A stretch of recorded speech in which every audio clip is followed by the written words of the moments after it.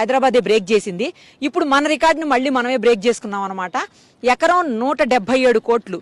ఈ ఏరియాలో ఉన్నటువంటి సుమారుగా 7.67 ఎకరాల్లో ఉన్నటువంటి భూమిని వేలం వేస్తే దాదాపు 1357 కోట్లు 56 కోట్లు వచ్చాయి గవర్నమెంట్ కి. అలాగే పక్కనే ఇంకొక 11 ఎకరాల బిట్టు కూడా ఉంది, అది వచ్చేసి 140 కోట్లు ఎకరం పోయింది. అంటే అది కూడా దగ్గర దగ్గర 1300-1500 కోట్లు దగ్గర దగ్గర.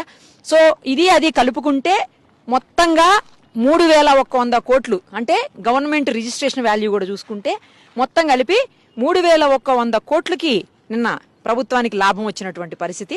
అయితే గతంలో కూడా మనం చూసాము, నేను ఇందాకే చెప్పినట్టు నియోపోలిస్ అంటే కోకాపేటలో ఎకరం 100 కోట్లు అంటే అమ్మో అనుకున్నాం అప్పుడు. తర్వాత గతంలోనే ఇదే రాయదుర్గం ఏరియాలో 40 కోట్ల వరకు పోయినటువంటి, అది 2017లో. ఇక లాస్ట్ ఇయర్ ఇది. తర్వాత లాస్ట్ ఇయరే మళ్ళీ మనం ఇక్కడ కూకటపల్లి